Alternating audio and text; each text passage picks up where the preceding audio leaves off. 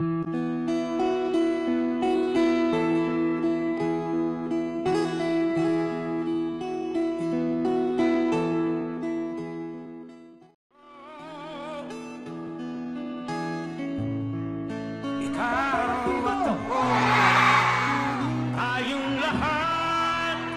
ko ha, meron pang bayad dito. Wala. Yan.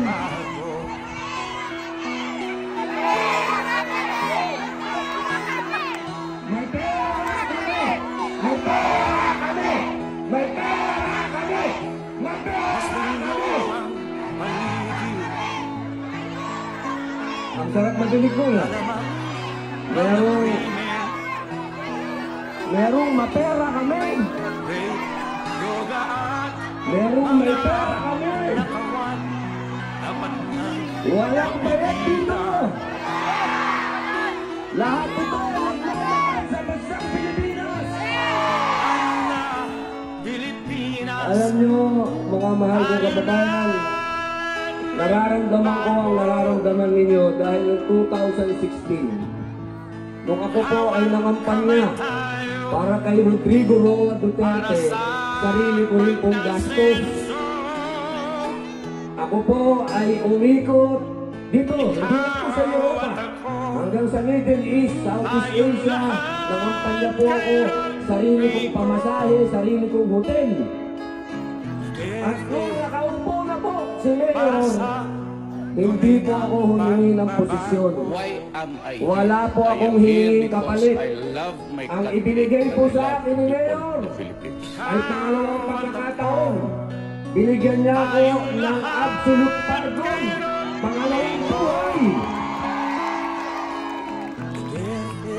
Kaya nandito po ako. Nakalulungkot man sabihin, pero marami po sa mga kaibigan namin ni Mayor, kakilala na lang. Napakabilis pong makalimot.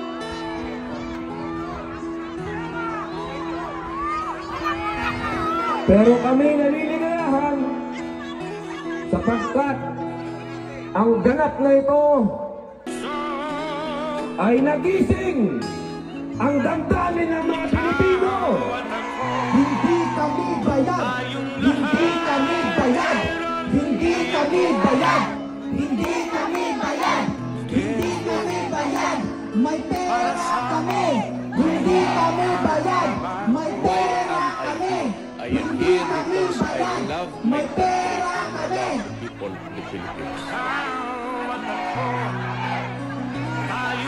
Bayang Pilipinas, naririnig mo ba sila? Hindi kami bayad. May pera kami. Hindi kami bayad. May pera kami. Hindi kami bayad. May pera kami. Yan. Yan ho ang isang bagay na wala sila. Marahil marami din silang pera, pero walang nagmamahal sa kanilang katulad ninyo. Duterte! Duterte! Duterte! Duterte! Duterte! Bilib talaga ako sa mga Pilipino dito. Ang init, napaka-init ngayon. Nung mga nakaraang araw, nung bagong dating kami, nanginginig kami. Ngayon naman, napaka-init. Isuot ko ang init. Eh, napaka-init pa ng pagmamahal nyo, kaya sold na sold. Duterte! Duterte! Duterte! Duterte! Duterte! Ngayon naman, mga kaibigan, mga kababayan, ako naman po ay makikiusap sa inyo. I love you, ma'am. Hello, ma'am. I like your green blouse. Thank you, sir. Waalaikumsalam. Ngayon po, na-eksakto po lahat. Na-eksakto lahat itong nangyayari ito sa panahon po ng kampanya. Isipin po ninyo ang nangyari sa amin sa PDP. My brother Michael, welcome. Kala nyo, diyan ka marunong mag-English ha. That's my brother there. Welcome my brother. Ang ganda lang muna tayo sa welcome. Mga kababayan, yung aming pong chairman, yung aming pong ulo, yung aming pong utak, sa ngayon ay nakakulong dito sa Dahig. Nakalulungkot po yan para sa akin sa PDP laban. Sapagkat para po kaming tinanggalan ng ulo. At alam naman po natin na sa digong, kapag ka darating at magsasalita, ang tao dumadating kahit hindi sila payag. Kaya po ang problema namin ngayon sa Pilipinas, wala yung aming ulo. Kaya po, katulad ng iyong sinabi, lumalakas po ang loob namin sa PDP laban kapag nakikita po namin kayo. Sana po yung pakiusap. I love you, ma'am. Alam mo, ma'am, sa totoo lang, gusto kong kumis. Kaya lang, binabanatan ako, binabas ako. Pumunta daw ako sa Holland para humalik. Pambihira mga tao yan. Pangit kasi sila. Walang humihingi ng halik sa kanila, kaya masalamat ka pa kung pangit sila, di ba? Kaya mo nga, pag walang camera, I'll give you the kiss. English yun nga, English. Sana po. Yes, ma'am. Papangako mo ba pagka binoto mo lahat yung senador ng PDP? I'll give you a big kiss. Mamaya ma'am, kasi baka makuna na naman ako, mabas na naman ako. Yes, ma'am. Oh, yes, ma'am. Lahat po kayo yayakapin ko. Hindi po yan kahit kailan naging issue sa mga ka-Duterte. Sapagkat ang mga ka-Duterte po malapit sa tao. Lahat po na nagmamahal kay Pangulong Digong. Lahat po kami tinirain ni Digong na maging malapit sa tao. Kaya patawarin niyo po kami, lalong-lalo na po sa mga kapatid kong Muslim, kung na-offend po kayo, doon po sa humiling ng halik at hinalikan ko, patawarin niyo po ako. Pero wala naman pong mali sa yun, kung hindi, yun po ay yung kababayan natin, napakatagal dito, humingi ng kiss, hindi mo ibibigay, napakadamot mo naman. Ang bihira naman. Opo, kaya mga kababayan, ibabalik ko po dun sa issue, meron po kaming mga kandidato na ito po yung itinutulak ng ating Pangulong Rodrigo Roa Duterte. Ito pong mga senador na ito, hindi naman po ito basta-basta. Mga abogado po ang iba dito. Nandiyan po si Atty. Lambino. Nandiyan po si Atty. Rodriguez. Si Vic. Andiyan po si Atty. Marcoleta. Andiyan po si Atty. Bondok. Andiyan din po si Atty. Hillo. Andiyan din po si Pastor Apollo Tibuloy. Andiyan po si Kuya Philip Salvador. At nandiyan po yung anak-anakan ng ating Pangulong Rodrigo Roa Duterte. Nandiyan po si Bongo. At nandiyan din po si Bato. Lahat burning Lord sa mga Pangulong Presidente Lord na si Rodrigo Roa Duterte. Lord, labahan kami Ginoo. Nagahangyo kami sa inyo. Salamat kay Lord kay mo hangyo nang ihatag sa mga.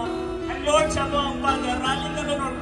Lord, this is a peace rally, Lord. Hindi nagugod sa hindi lugar na kundi nagamahayin sa mga tabang Ginoo. So Lord, salamat.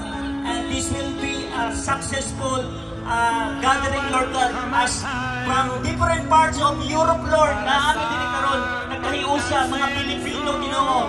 Salamat kayo sa pagdala ni mo kanamo din. Tanan, among ginatugyan kay pasalamatan sa pangalan ni Jesus. At tanan mo si Panginoon. Amen!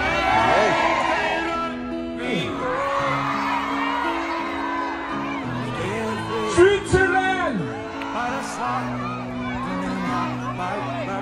Norway! I am here because I love my country and I Finland! love the people of the Philippines. Iceland! France, tapos na. France!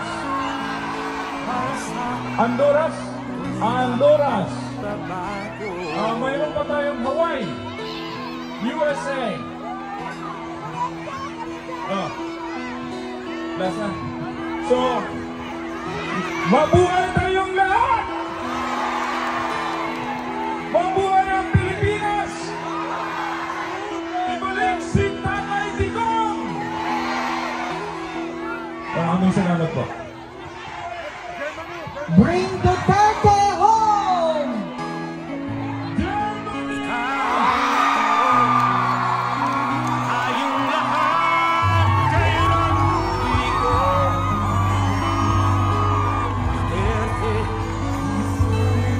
Bawat masang Pilipinas! Bring Duterte home!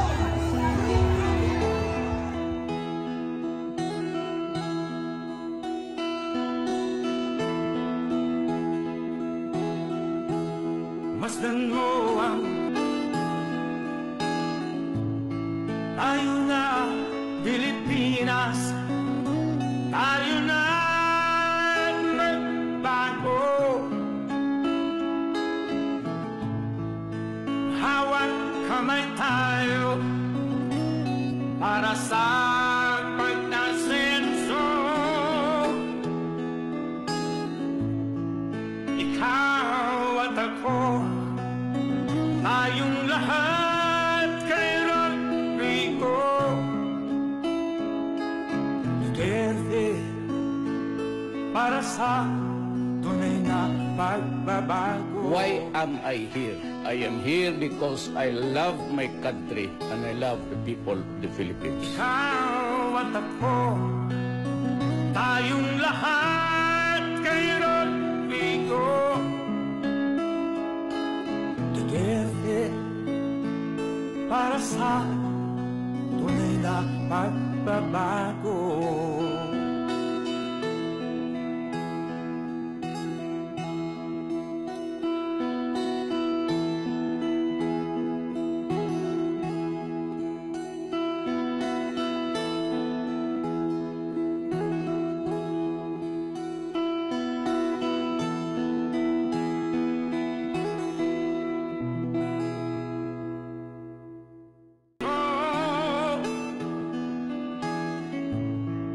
Ikaw at ako, tayong lahat kay Rodrigo Duterte, para sa tunay na pagbabago.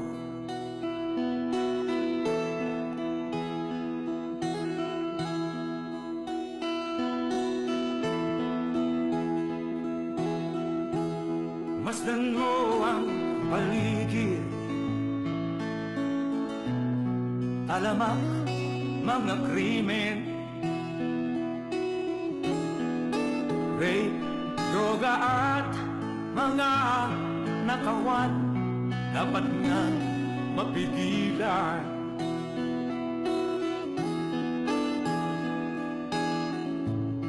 Tayo na Pilipinas, tayo na magbago.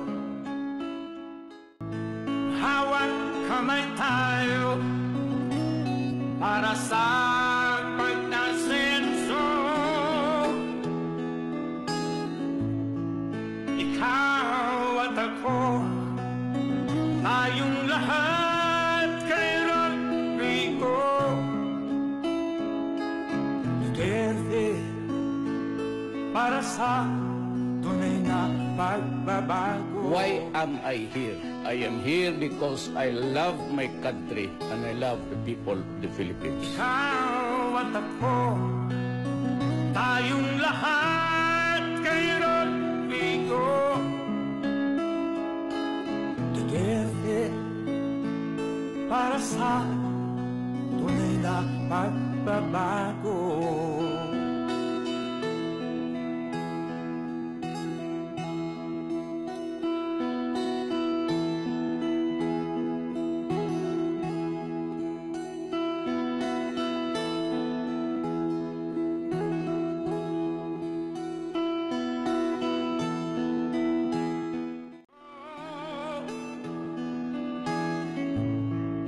Ikaw at ako, tayong lahat kay Rodrigo Duterte para sa tunay na pagbabago.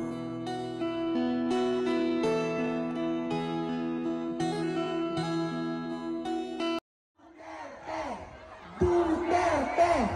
Duterte! Duterte! Lakasan! Hindi ko kayo marinig!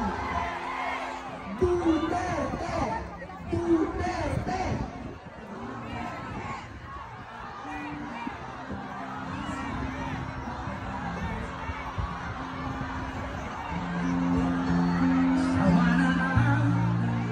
Duterte, laban!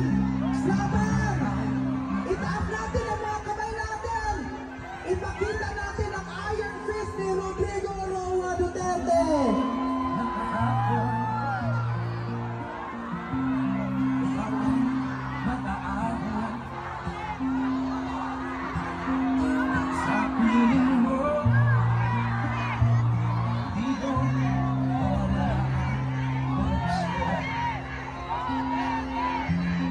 Palakpakan natin ang minamahal natin, Vice President Inday Sara Duterte!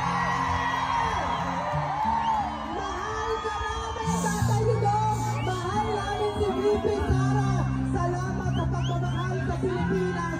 Salamat sa pagmamahal sa aming lahat! Hindi ka ba namin kilala, personal, pero binagyan niyo po kami ng magandang buhay! Bawal maglapit Salamat kaya. po! Bawal maglapit kay Vice President. Rodrigo Roa Duterte! Pwede ba naman tayo mag-zoom? At saka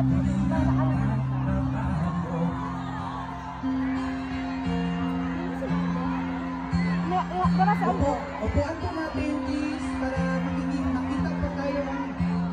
Kalma po tayo, yan pa ang unang advice ni Tatay Digong. Kalma mga Pilipino. Manalig tayo na merong hangganan ito.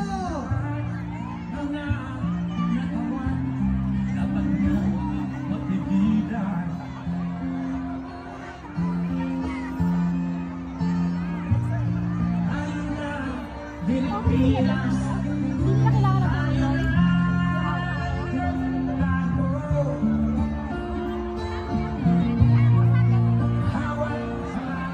Once again, we acknowledge our beloved, the Vice President of the Philippines, Inday Sara Duterte! Duterte! Duterte!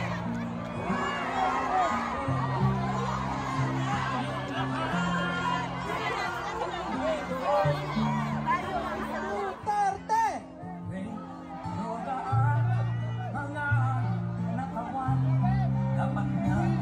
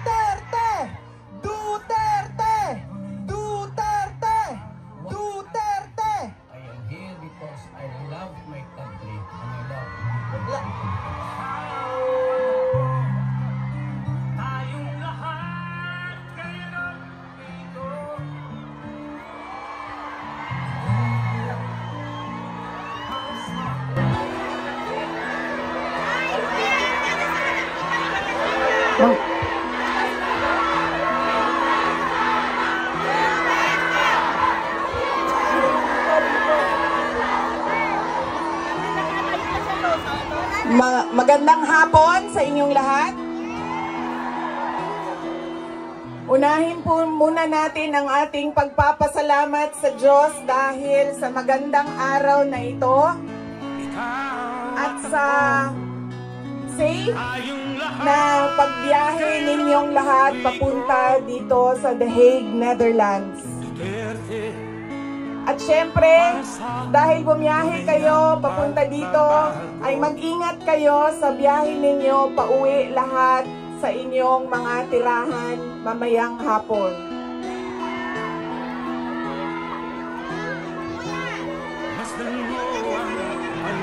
Susunod po ang pagpapasalamat ko sa Dutch Police sa kanilang pagtulong sa atin na mabuo yung programa ngayong hapon na ito at sa pagpahintulot na tayo ay magkaroon ng rally para kay Pangulong Rodrigo Duterte. Maraming salamat po sa Dutch Police and of course sa local government ng The Hague at sa Foreign Ministry ng the Netherlands. Maraming salamat sa kanila.